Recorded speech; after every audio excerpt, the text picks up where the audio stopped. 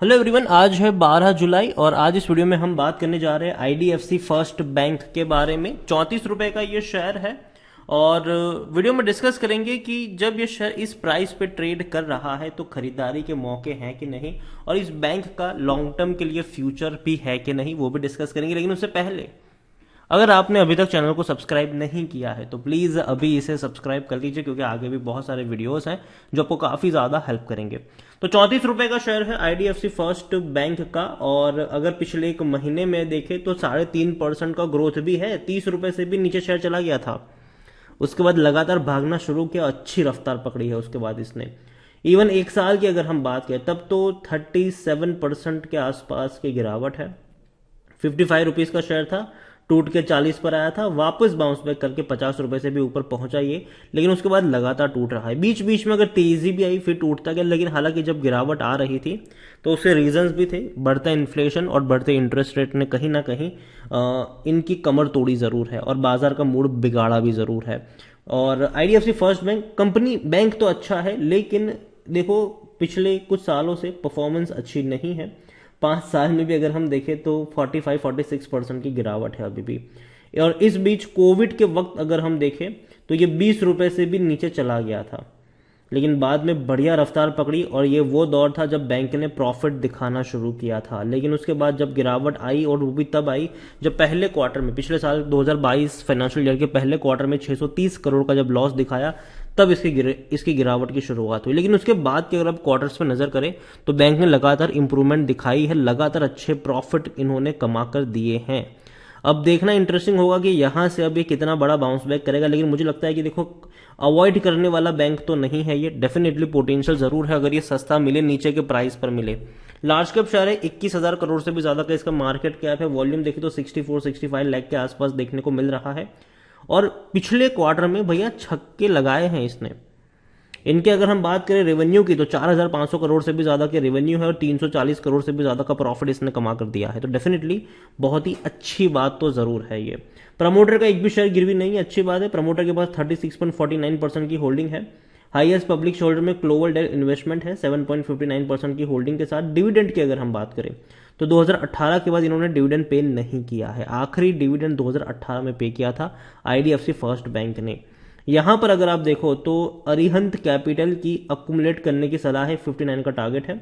ICICI direct की खरीदारी की सलाह है, 56 का टारगेट है। लेकिन ये मई महीने का इनकी ये कमेंट्री थी, तब से लेकर अब तक 2 महीने से भी ज्यादा का वक्त हो चुका है। 100% लोग according to Moneycontrol user कह रहे हैं कि खरीदारी करो। अगेन मेरी बेचने की सलाह नहीं है जिस प्राइस पे अभी ट्रेड कर रहा है, लेकिन जहां तक बाइंग की बात है मैं ये कहूंगा कि थोड़ा सा इंतजार करना चाहिए, और कौन से लेवल पर खरीदारी के मौके बनेंगे वो भी हम बातचीत करेंगे। यहाँ पर कंपनी के रेवेन्यू लगातार बढ़ रहे हैं और 2022 में इनका सबसे हाईएस्ट रेवेन्यू था 17,000 करोड़ से भी ज्यादा का, जो कि अच्छा रेवेन्यू है ये। और जहां तक बात करें प्रॉफिट की तो हालांकि प्रॉफिट काफी कम हुआ है फाइनेंशियल ईयर 2022 में, क्योंकि पहला जो क्वार्टर था उसमें 630 करोड़ का लॉस हो गया था इनको। अब बाकी उसको रिकवर करने में ही टाइम लग गया, और यही वजह है कि पूरे साल में सिर्फ 132 करोड़ का मुनाफा ये बैंक कमा पाया है। हालांकि पिछले क्वार्टर में 340 करोड़ का भी प्रॉफिट कमाया था इसने। एक्सपेक्टेशन यही है कि अगले क्वार्टर्स में भी ये प्रॉफिट की रफ्तार जारी रहे। हालांकि 36% एनालिस्ट जो है वो खरीदारी करने की सलाह दे रहे हैं। पी रेशियो 161 नहीं है, थोड़ा सा गलत है। यहाँ पर खरीदारी करने का सही मौका भी है क्योंकि शेयर ओवरबॉट जोन में नहीं है और कोई भी रेड फ्लैग नजर नहीं आ रहे। हालांकि डिविडेंड तो पे कर ही नहीं रहे, और लॉन्ग टर्म में पैसा इसलिए नहीं बना है क्योंकि देखो बैंक जो है वो उतना पुराना नहीं है। अगर मैं आपको इनके आईपीओ की बात करें तो ये 2015 का है, हालांकि उतना पुराना नहीं है जितने बाकी बैंक्स देखने को मिलते हैं। तो शुरुआती दौर में देखो जब भी कोई बैंक एस्टैब्लिश होता है तो स्टार्टिंग में काफी ज्यादा खर्चे होते हैं, चाहे ब्रांच ओपन करने को लेकर हो, चाहे एटीएम मशीन सेटअप करने को लेकर हो, या फिर चाहे भैया मार्केटिंग को लेकर हो, प्रमोशन को लेकर हो, ब्रांडिंग को लेकर हो, ठीक है। तो वहां पे खर्चे बहुत ज्यादा लगते हैं।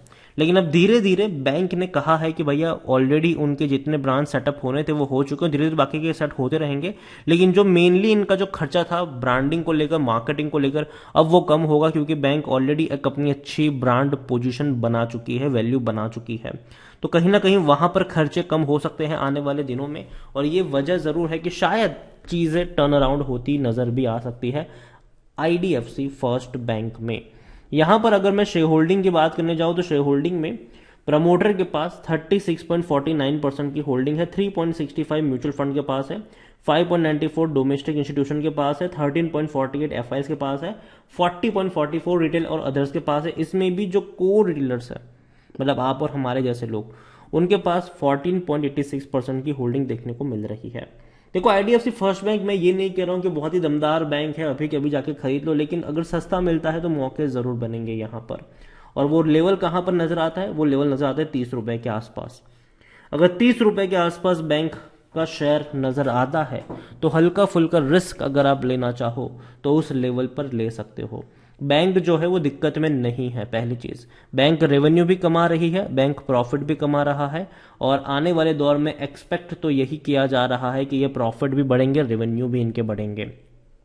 और डेफिनेटली बैंक फोकस कर रही है रिटेल लोन बुक के ऊपर, ज्यादा फोकस कर रही है, जो जहां जिनकी रिकवरी रेट काफी अच्छी देखने को मिलती है हमें। तो नजर होनी चाहिए। आईडीएफसी फर्स्ट बैंक पर खरीदारी करी है, बने रही है, बेचने की जरूरत नहीं। लेकिन जहां तक बात है फ्रेश बाइंग की, अगर 30 रुपए के आसपास या उससे नीचे इस बैंक का शेयर मिलता है तो वहां पर खरीदारी के मौके आपको बनते हुए नजर आ सकते हैं। तो वो लेवल आपके लिए एक वॉच वाला लेवल जरूर होना चाहिए। लेकिन साथ में ये भी कहूंगा कि देखो, अभी भी हम ये नहीं कह सकते हैं कि मार्केट एकदम से सुधर चुका है, सब कुछ बेहतर होगा, यहां से बाउंस बैक होगा, बॉटम बन चुका है, ये कोई नहीं प्रेडिक्ट कर सकता है। तो मैं यही कहूंगा आपसे कि अगर आप खरीदारी भी करते हो तो थोड़ी सी क्वांटिटी ऐड करिए, ताकि अगर फर्दर गिरावट आती है बाजार में तो आप नीचे के लेवल पर ऐड कर पाए। क्योंकि देखो, सिचुएशन अभी भी हम सब जानते हैं कि बैंकों को फायदा तब होगा जब लोग पैसा ज्यादा से ज्यादा बैंक में डिपॉजिट करेंगे, और बैंक का वो जो लोन बुक वाला जो रेशियो है वो भी बढ़ता नजर आएगा, डिपॉजिट्स वाले इनके बढ़ते नजर आएंगे। तो वो इनके लिए एक कह सकते हो कि वो एक अच्छा बेंचमार्क है इनके लिए। लेकिन अगर वो तब होगा जब लोगों के हाथ में पैसा होगा, जब लोग बैंक में पैसा जमा करेंगे, जब लोगों के पास नौकरियां होगी, जिनके सैलरी अकाउंट में पैसा जमा होता रहेगा, तो वो भी होना जरूरी है। तो अभी तो हालत उतने अच्छे नहीं है, लेकिन सिचुएशन समय के साथ और बेहतर होती जाएगी। और देखो, बैंक ही है जो आने वाले दौर में इंडियन इकोनॉमी को या किसी भी देश की इकोनॉमी को एक स्टेबल पोजीशन दे सकते हैं। तो बैंकिंग, अगर आपको लगता है कि हाँ इंडियन इकोनॉमी ग्रो कर सकती है, तो भैया बैंकिंग सेक्टर को हम अवॉइड नहीं कर सकते हैं उसमें। तो आईडीएफसी फर्स्ट बैंक फंडामेंटली उतना ज्यादा स्ट्रांग बैंक नहीं है, लेकिन फिर भी एक रिस्क लेने लायक शेयर है अगर सस्ता मिले तो ही।